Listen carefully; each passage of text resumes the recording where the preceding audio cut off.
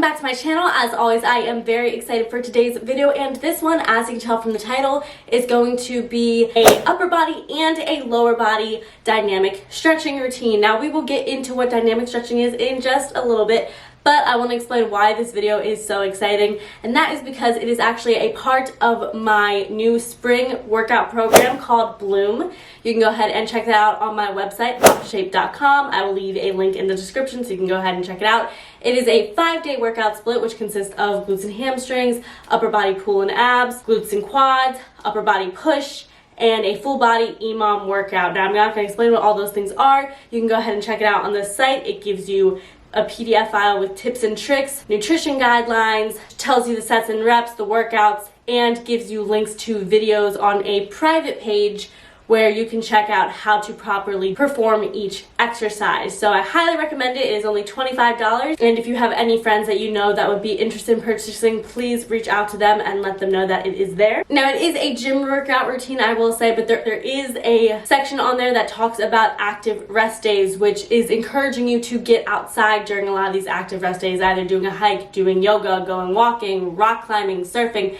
anything that you can do depending on the area that you're at to just encourage you to get outside as the weather is changing. And this whole routine is just going to help you blossom into the best version of you before summertime. Now, reeling it on back to what this video is, I'm going to be doing 2 warm-up routines that are consisting of dynamic stretching. Now, what is dynamic stretching exactly? So dynamic stretching is active stretching, and this is preparing your body for the movement patterns that are going to appear in your exercises. So these dynamic stretches allow you to get a stretch in your muscle through a continuous movement, whereas traditional static exercises have you hold a pose for a period of time. The reason that this is beneficial is because you're not over lengthening the muscle and potentially causing injury prior to your workout. You're still getting a stretch, so it's not going to be something where you're just holding a move for a period of time. You're actively moving through the motion. I'm going to start with the upper body movement, and I'm going to leave a little timestamp here and in the description if you just want to head on over to the lower body portion of this video. That will be next. You're going to perform all of these movements for 30 seconds, so I'm not necessarily going to be doing the whole routine with you. It's not a follow along. This is just an instructional video on how to do the stretches listed in the program. Let's go ahead and get started. The first stretch for your upper body is going to be a spinal rotation. So very simply, you're going to have your feet about hip distance apart, toes pointed forward. You're going to stand nice and tall, keeping your chest up, and then you're going to have your hands in front of you, kind of one overlapping the other. Doesn't really matter which side. Keep your elbows nice and wide in line with your shoulders. Then you're going to twist from your center, so you're going to twist your torso over to one side, come back to center, and then twist to the other. So this is getting a stretch in those abdominals as well as your back. And remember to keep those elbows nice and wide. You're twisting through your abs, so you're not just moving your arms back and forth. You're moving through center. If you need to, you can bring your heel up to twist with you, kind of pivoting. But if you're available to or able to, keep those heels on the ground and just twist through your torso, through your spine. Next, for your upper body, you are going to be doing neck circles. So very simple and basic. You're going to stand nice and tall, feet hip distance apart, and you're going to drop your chin down towards your chest. Then bring your left ear over your left shoulder and slowly start to look up towards the ceiling, bringing your head back. Right ear over right shoulder, and then coming down to your chest again. Then you're going to reverse it. Right ear over right shoulder, lift your head up, bring it back, left ear over left shoulder, and just circling around. You can either alternate like this, or if you'd like to, you can go 15 seconds in one direction, nice and slow, really getting those kinks in the neck, and 30 seconds in the other direction, nice and slow. So pretty simple basic neck circles, but they are extremely important to incorporate into your workouts. For your next upper body warm-up, we are going to be doing dowel circles. Now, many of us probably don't have dowels. I don't have one either. I usually just use the one at the gym.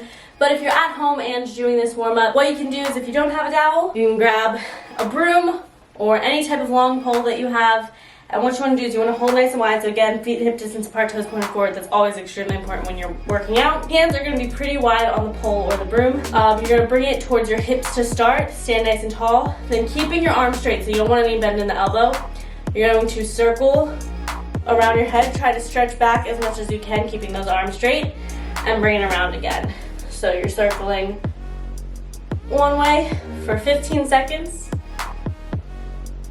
and really get that stretch in your upper back and in your shoulders. You also might feel it along your chest, depending on how far back you are able to go. Then you would switch and go in the other direction. So you're just making circles. Biggest thing with this is trying to keep your arms nice and straight so you're feeling an even bigger stretch. You are going to be doing a pec stretch. So what this means is you're going to have your hands exactly how you had them before, standing nice and tall, just like you were. And you're going to keep those arms straight, bring your arms back. The hands might come just below where your shoulder points are, and then you bring it forward again all the way down to your hips. Stretch back and bring it forward. Now, some of you may not be able to get as far back. If you can only come here, if that's all that your range of motion is available for right now, that's totally fine. Over time, you'll notice yourself being able to stretch back even farther.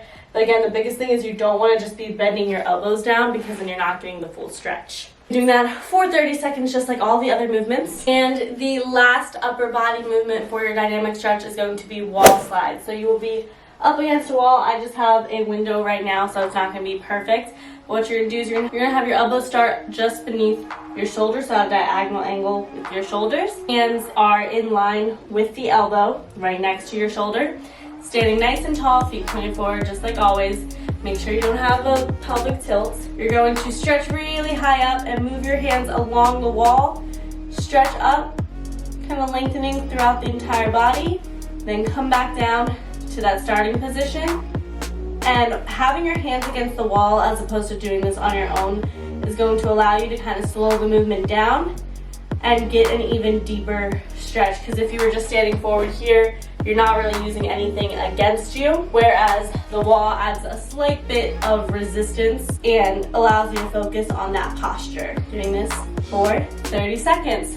So that is the entirety of that upper body dynamic stretch for your push and pull days. Now we're gonna move into lower body, which is personally my favorite. For this movement, I'm actually going to move us over towards this wall. What you're gonna be doing is you're gonna have your toe up against the wall and so start with your right foot up against the wall. Your left leg is going to be back straight. Have your hands against the wall as well to help support you. You're still gonna have that flat line at a little bit of an angle, so from your head to your tailbone. Then you're going to start bending this knee coming forward, bringing your hips forward as well. You're going to stretch and then bring it back. So this is working on flexibility or getting movement going through your ankle. You can actually step that back foot in a little bit more to feel it more. So you're just bringing that knee towards the wall, coming back to have the knee in line with the ankle. Bring the knee in towards the wall, back in line with the ankle. So you're not overstretching as you come back, not over lengthening back. You're just moving forward and back. A lot of people really neglect stretching their calves or their ankles, but it's extremely important because your feet, your ankles, your calves, that is what's supporting your entire body throughout the day when you're walking, standing, moving around. So it's extremely important to kind of get these joints warmed up. And then obviously you do that for 15 seconds one side, then switch and you're 15 seconds on the other. Or if you want an even deeper stretch or longer stretch, then you can do it for 30 seconds on both sides. Next, we're going to be performing squats to stand. So what you're going to do is you're going to have your feet about hip distance apart, toes point forward. You're going to keep your chest up. You're going to squat down. As you squat down, you're going to straighten the legs, touch the floor, come back to a squat, and then stand. Squat down, tap your toes, straighten the legs, bring it back to a squat, and stand. Dropping down, touch, squat, stand.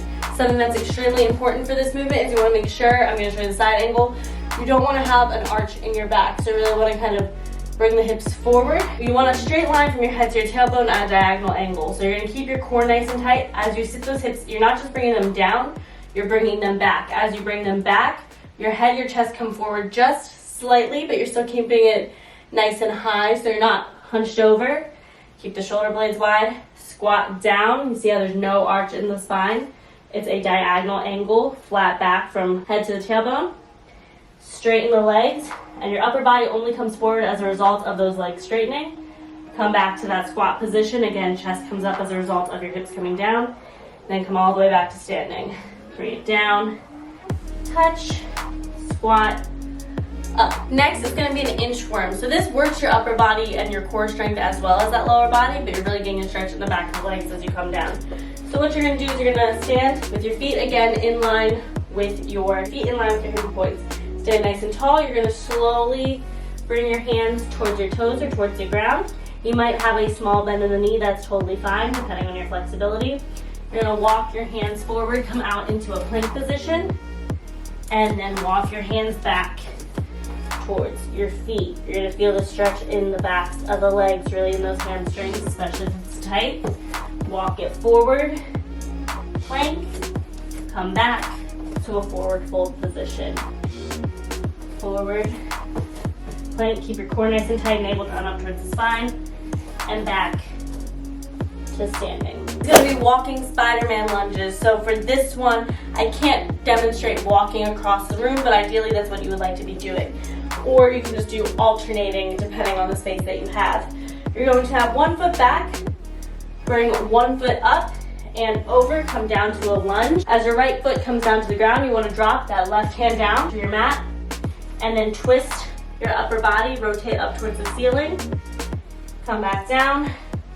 You would step your back leg in, and then you would walk forward and repeat with the other leg. Obviously, I don't have the space, so if you don't have the space, you just back up on your mat and repeat with the opposite side. So left foot down, right hand comes to the ground, twist your left arm up towards the ceiling, and back, bring that back leg up, and repeating that motion. Right leg, foot comes to the ground, doing a nice stretch in your hip crease. Bring that left palm down, right arm goes up. Step up to standing, and switch to the other side. Left foot down, right hand down, twist up. Really pull the hip crease back and come up to standing. Again, you're performing that for 30 seconds, just like all the other movements. Your final warm-up for this lower body routine is going to be lateral squats.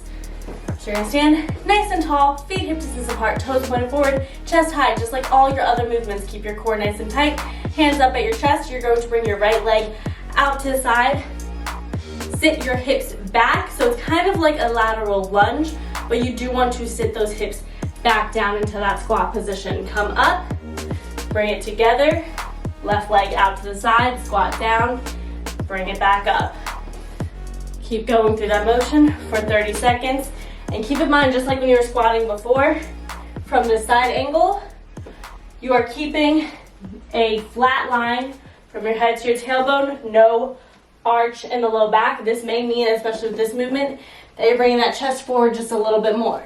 But I'd rather you bring the chest forward and maybe not get as low than having an arch in your spine. That is everything I have for you today. I hope you enjoy the warm-ups. I hope you get a nice, good, active stretch. And you can, of course, implement this into any of your upper or lower body days, but I really hope that you check out my program, Bloom, and follow along with the workouts there. Let me know how you like it, and I will leave the link in the description below. Also, while you're at it, you can go ahead and check out my Instagram and TikTok at Sammy for short. I'm trying to be much more active on those, and I would love to be engaging with you guys. And if you aren't subscribed to this channel already, what are you doing? Make sure you hit the subscribe button and notification bell so you can be informed when I upload all of my future content. And while you're at it, you can go ahead and give this video a like, comment down below what other videos you would like to see from me, or just engage with me on things you liked, any questions you have. I will be sure to get back with you. I want to start engaging with people more and build an amazing community with all of you. Also, be on the lookout for my summer program that's going to be coming up in just a couple of months. And if you haven't gotten the gist now, basically on my website for my training, there will always be a new training program updated for you that is different than the last every single season. And they have little themes to them. So be on the lookout for those, and much more fitness content to come on this channel, on my Instagram, on my TikTok. It's going to be exciting. It's going to be an amazing journey. So I'd love